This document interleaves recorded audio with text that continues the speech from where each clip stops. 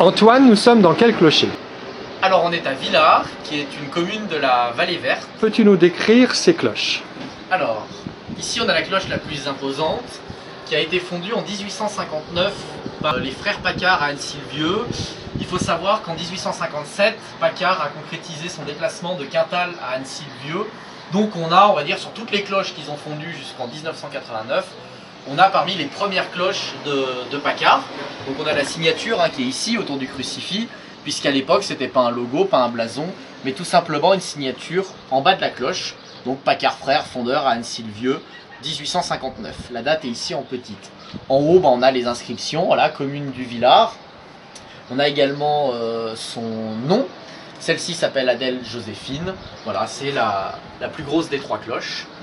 Et ici, on a sa petite sœur qui a été faite en 1859 également, qui, elle, son histoire, c'est qu'elle a été offerte par les curés qui étaient natifs de la paroisse et qui étaient un petit peu partout dans le diocèse d'Annecy, voire d'ailleurs, et ils sont tous inscrits ici, sur la cloche au sommet. Et puis pareil, on a la signature ici.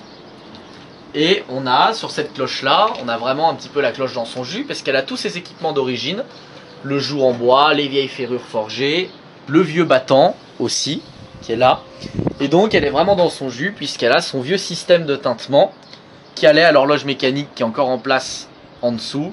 Et donc, à chaque quart d'heure, elle tintait le premier coup, et la cloche moyenne lui répondait.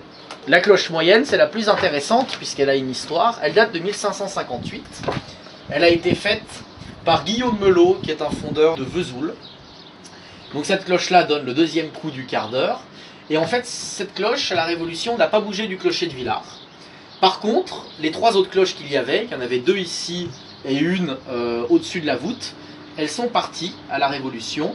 Il n'y en a qu'une qui a été cassée, les deux autres ont été récupérées par deux villages, Végy-Foncenay et la Côte d'Arbreau. La cloche de la Côte d'Arbreau, qui est au pied du clocher, a été rendue à la paroisse de Villars. Et l'autre cloche, qui fait exactement la taille de celle-ci, la même note, du coup n'a pas été rendue, elle continue d'être dans son clocher de Végy-Foncenay. On attend la sonnerie de quelle heure? 11 h. Avec les 4 quarts avant. T'as bien mis ton casque? C'est bon.